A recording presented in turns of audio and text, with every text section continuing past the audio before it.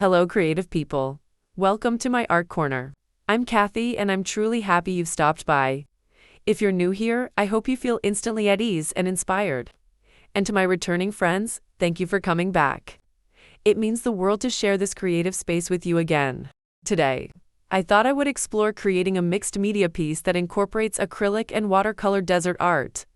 I'm not sure how to classify this type of painting. Perhaps someone can help me identify the style of this artwork. What I did was go into Canva and put some elements together with the desert theme, and this is what I ended up with. Anyway, I have already outlined the picture that I created in Canva onto this canvas board. I have never painted on canvas board before. Before I added the drawing, I put on 2 coats of acrylic gesso to create a smoother surface. Okay, I'm starting on the background first with acrylic paint. The background will need at least 3 coats of acrylic paint. With the lighter colors, maybe 4 coats. So, I will speed this up. I won't film all the coats, it would be too repetitive. Just know that with acrylic, you need to add a few layers, no matter what you are painting. I have been really enjoying creating mixed media creations. It gives you a lot of freedom. Mixed media art is a diverse and expressive form that involves combining different artistic materials and techniques within a single piece. Artists may incorporate paint, ink, fabric, wood, found objects, or even digital elements to create layered and textured works. This approach allows for great flexibility and innovation, often resulting in visually rich and conceptually complex pieces. Notable mixed media artists include Robert Rauschenberg, known for his combines that merged painting and sculpture, and contemporary artist Wangechi Mutu, who integrates collage, drawing, and sculpture to explore themes of identity, gender, and race. In contrast, minimalist art focuses on simplicity, using limited color palettes, geometric shapes, and repetition to emphasize form and space. Emerging in the 1960s as a reaction against the emotional intensity of abstract expressionism, minimalism aims to strip art down to its essential elements. Artists such as Donald Judd, who created sleek, industrial-looking sculptures using steel and aluminum, and Agnes Martin, whose grid-based paintings evoke calm and subtle emotion, are central figures in the minimalist movement. Their works encourage viewers to slow down and engage with the quiet beauty of simplicity and order. While these 2 styles may seem vastly different, they both challenge traditional notions of what art can be. Mixed media art thrives on complexity and narrative, often blending unexpected materials to tell a story or provoke thought. Minimalist art, on the other hand, invites introspection through its restraint and precision. Both forms have influenced countless contemporary artists and continue to offer powerful ways to explore visual expression and meaning.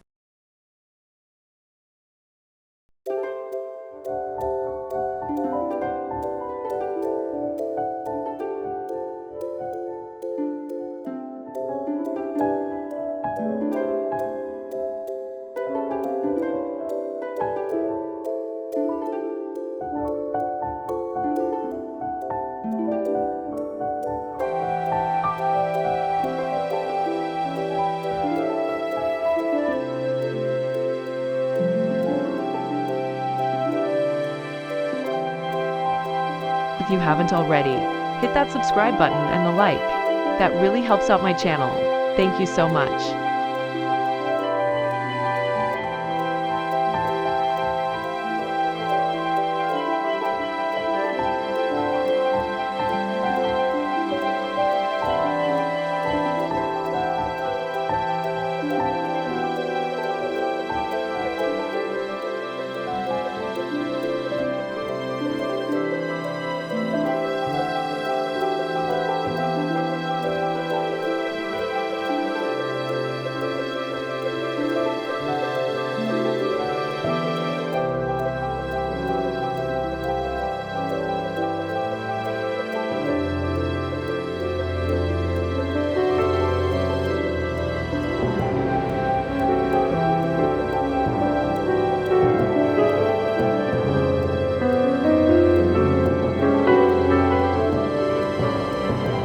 Now, I'll be adding the second and third colors for detail to the background. I won't be doing any blending with these colors. This is just a minimalist features for the background. So, I have been wondering how this type of art would be classified. This is what I learned. Combining mixed media and minimalism results in a unique style that balances the complexity of materials with the clarity of form. This hybrid approach often involves using diverse media, such as paper, wood, textiles, or found objects, but arranged with a minimalist sensibility. The artwork might feature clean lines, neutral color schemes, or repetitive patterns while still incorporating layers or textures that add depth and meaning. This creates a quiet tension between material richness and visual simplicity, inviting viewers to appreciate both the tactile elements and the overall harmony of the composition. Artists who blend these styles carefully curate their materials to maintain the minimalist aesthetic without sacrificing the expressive possibilities of mixed media. For instance, contemporary artist Tara Donovan uses everyday materials like plastic cups or straws, arranging them in repetitive geometric forms that echo minimalist principles, while embracing the material exploration of mixed media. Similarly, artist Rachel Whittered creates sculptural works that combine cast objects with minimalist shapes, creating a sense of presence and memory within a clean, restrained framework. This type of artwork is typically classified under contemporary or conceptual art, as it draws from both traditions while pushing their boundaries. It may also fall into categories such as minimalist, mixed media, or post-minimalism, reflecting its blend of styles and philosophical roots. These works often challenge viewers to consider the relationship between material and space, complexity and simplicity, making them both visually compelling and conceptually rich. Flowers swaying in the wind. Oh, this garden filled with tenderness. La la la la. Butterflies are dancing. La la la la la la. Oh, this garden full of tenderness. La la la la. Butterflies are dancing. La la la la la. La la la la la la la. Oh, this garden full of tenderness. La la la la. In this sweet air I sing softly, the world is bright. La la la la. Flowers swaying in the wind. Oh, this garden filled with tenderness. La la la la. Butterflies are dancing. La la la la. I'm painting around the areas where I will be placing my ink drawing of a quail, the watercolor agave plant and flowering cactus. I will be painting these on watercolor paper and then cutting them out. I will also be adding in simple grass and outline of trees with ink. I will draw a large flower in the sky in ink, which to me is representing the sun. This is the first time I have a limited color palette. Here are some advantages to limiting your color palette.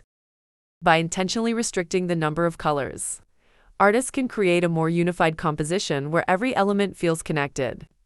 This approach helps eliminate visual clutter and allows the viewer to focus more on the subject, texture, and form.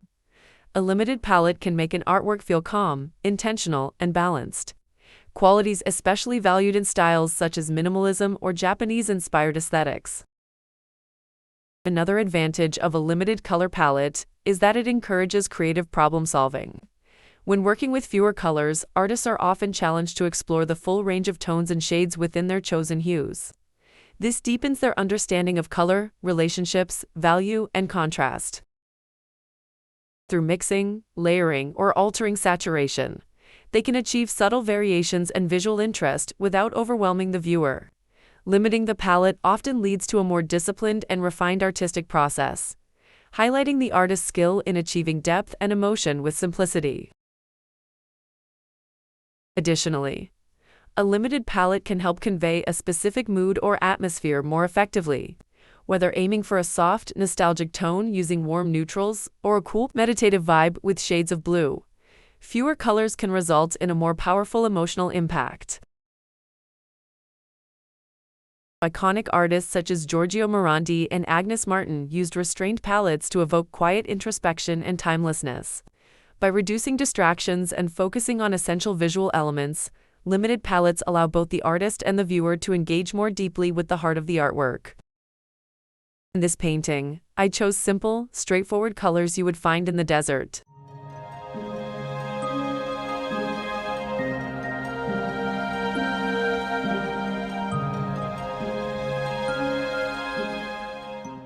Okay, I have gone as far as I can with the background. I'm switching gears and using my waterproof ink pens to draw a simplistic desert tree branch with leaves. I think that adding these elements will balance this painting. Creating balance in artwork is essential for achieving a sense of visual stability and harmony. Balance refers to the distribution of visual weight within a composition, ensuring that no single part of the artwork overpowers another.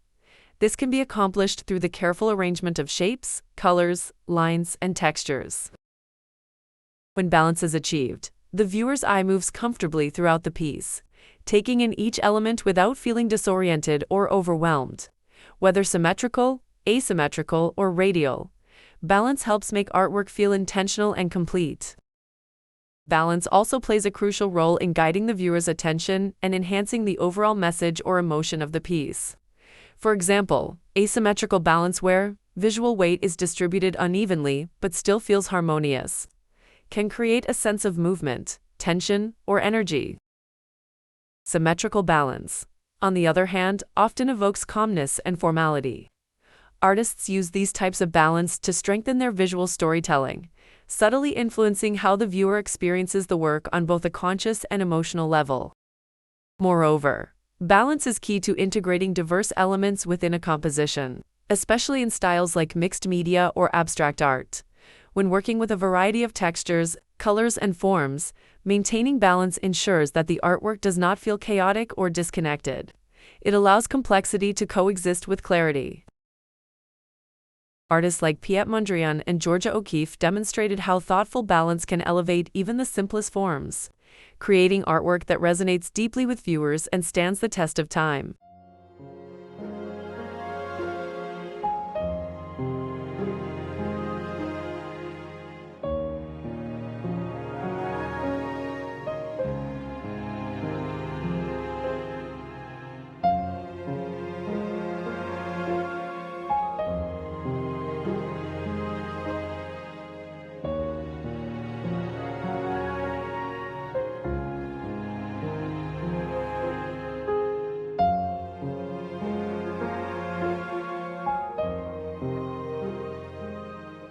Now I will be drawing a desert flower in the sky in ink. I love this flower. It's easy to draw, but makes a big impact.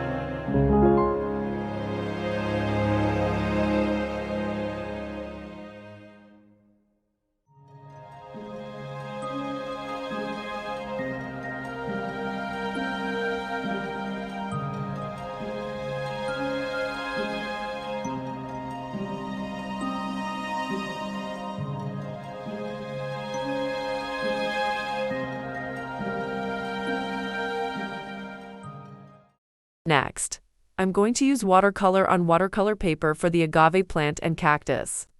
I'm also going to use ink pens to draw the quail on the watercolor paper, then cut them out.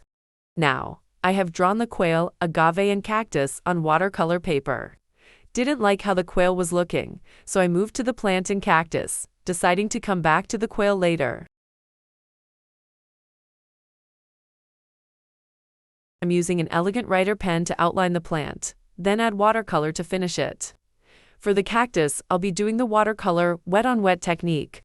The Elegant Writer is a unique calligraphy marker, often used in art for creating dramatic ink effects, especially when combined with water. It's a water-soluble calligraphy marker, made by Spivol. The ink appears black or dark, but when activated with water, it separates into beautiful colors, like blue, pink, and purple, which I think is perfect for this agave plant. Use a water brush, paintbrush, or spray bottle to activate the ink. Gently touch the ink lines with water. It will bloom into vibrant color washes. Use watercolor paper to prevent buckling and maximize blending.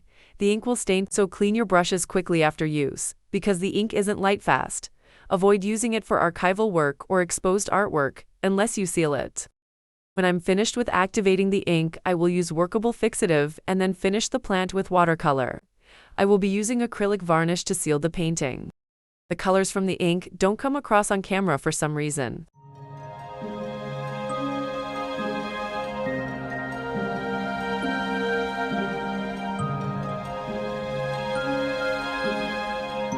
Okay, starting the wet-on-wet watercolor technique for the cactus.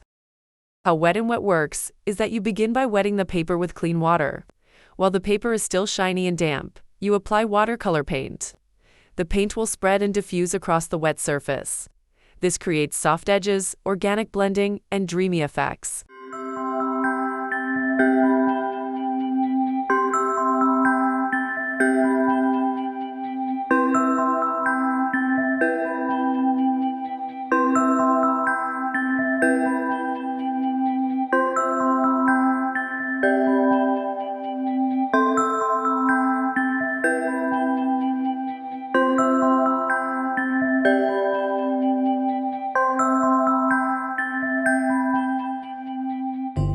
There, I'll let that dry.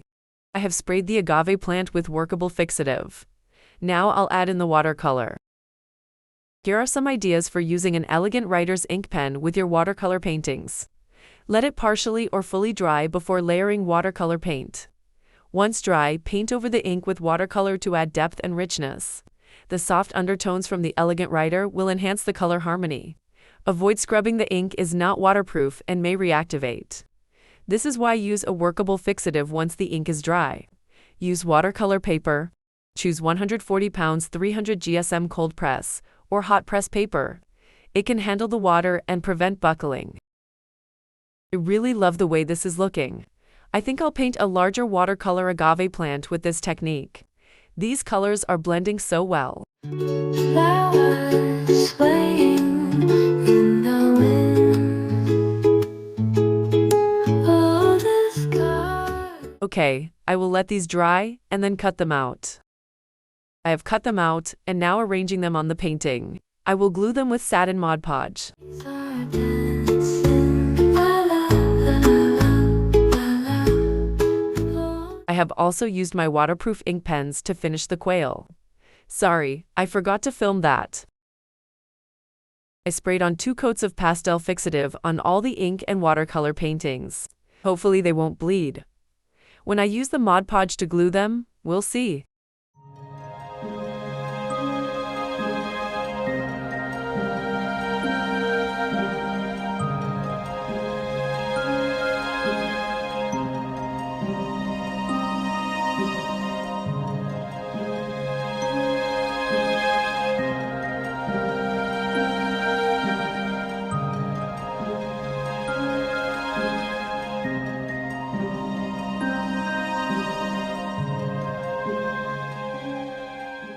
Alright, I glued down the agave and cactus. The agave plant bled a little bit, so I will have to touch it up. Next, I have to glue down the QUAIL.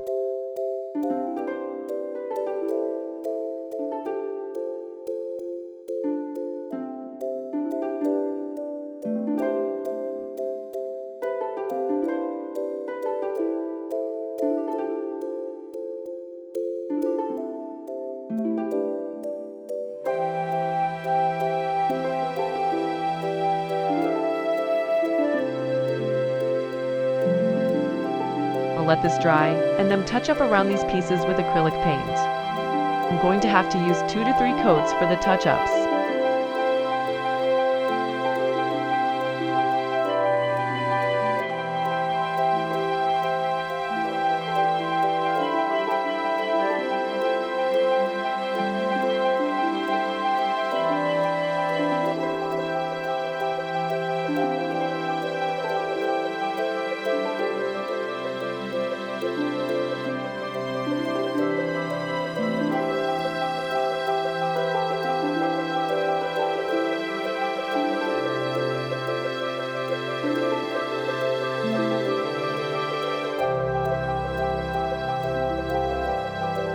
Now, I'm going to do 2 coats of acrylic varnish.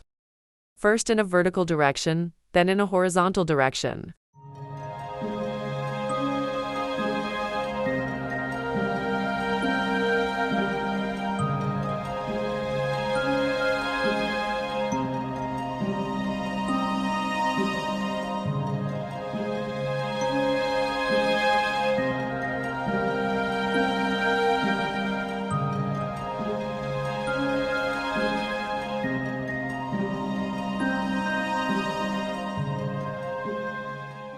Okay, I'll let this dry and then we'll look at the finished painting.